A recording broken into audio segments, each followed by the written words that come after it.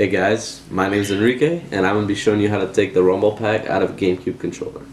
So what you're going to need is obviously a GameCube controller. You're also going to need a tri-wing screwdriver and a blade that can cut through electrical wires. I'm going to use scissors, you can use an X-Acto blade, anything will work really. So first thing you got to do is take it apart.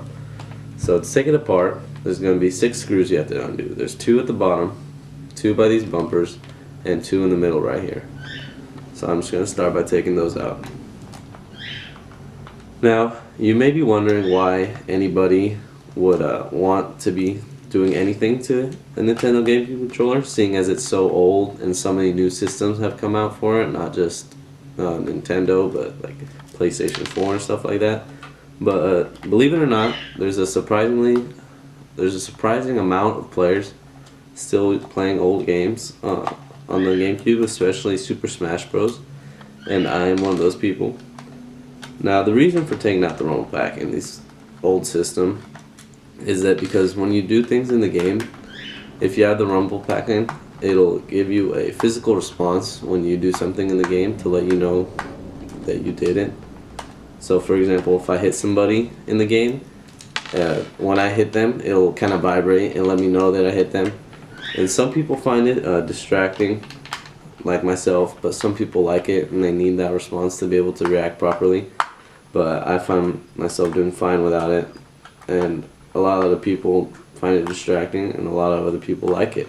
But for those who don't, this is why I'm doing the tutorial, and it's about time I did to my own controller. So as soon as you have all the screws out, you're just going to take the back plate off, just pull it off.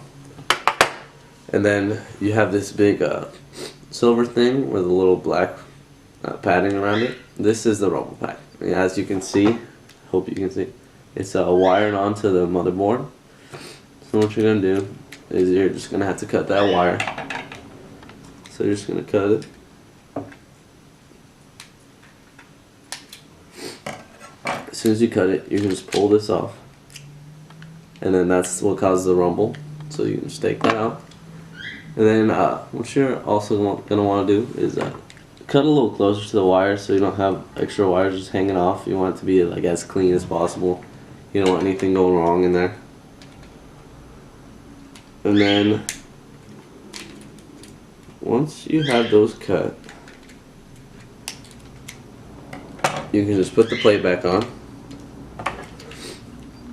But one thing you want to make sure of is that these white sliders, you want to make sure they're up, because if you don't put them up and you put the plate back on, you're not going to get any response out of your bumpers.